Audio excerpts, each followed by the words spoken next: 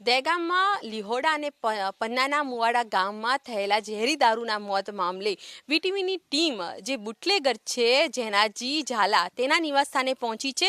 આ જે જેનાજીના ઘરેથી જ લોકો દારૂ પીને ગયા હોવાની વાત સામે આવી રહી છે, પરંતુ હાલ જ્યારે વીટીવીની ટીમ ઘરે પહોંચી તો ઘર બંધ હાલતમાં છે।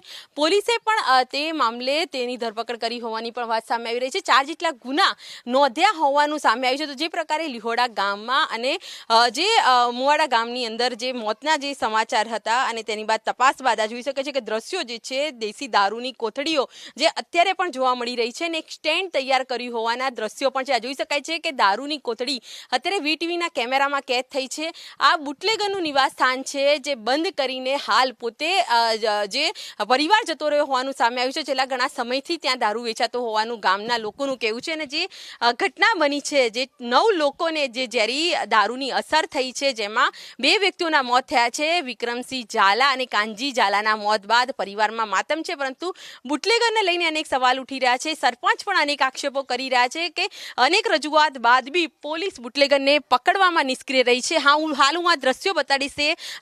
જે ઘરના જે છે ત્યાં સ્ટેન્ડ ચાલતું હતું, દારૂ વેચવા માટેનું સ્ટેન્ડ તૈયાર કર્યું હોય અને દુકાન તૈયાર થઈ હોય તે પ્રકારના દ્રશ્યો જે બુટલેગર છે તેના નિવાસસ્થાનની બહાર જોવા મળી રહ્યા છે। આ દ્રશ્યો જોઈ શકાય છે કે જ્યાં દારૂ પીવા માટે લોકો આવ્યા હતા અને મોતને ભેટ્યા છે। 2 વ્યક્તિઓના મોત થયા છે, પરંતુ સવાલ એ થાય છે કે આ બુટલેગરો જે ગામમાં દારૂ વેચી રહ્યા છે કોની છત્રછાયામાં દારૂ વેચી રહ્યા છે, કારણ કે જે પ્રકારે અધિકારીઓ કહી રહ્યા છે કે પોલીસની જ્યારે બેદરકારી સામે આવશે તો પગલાં લેવામાં આવશે, પરંતુ આ ગામમાં સરપંચના કહેવા પ્રમાણે 12 થી વધુ લોકોના મોત થઈ ચૂક્યા છે।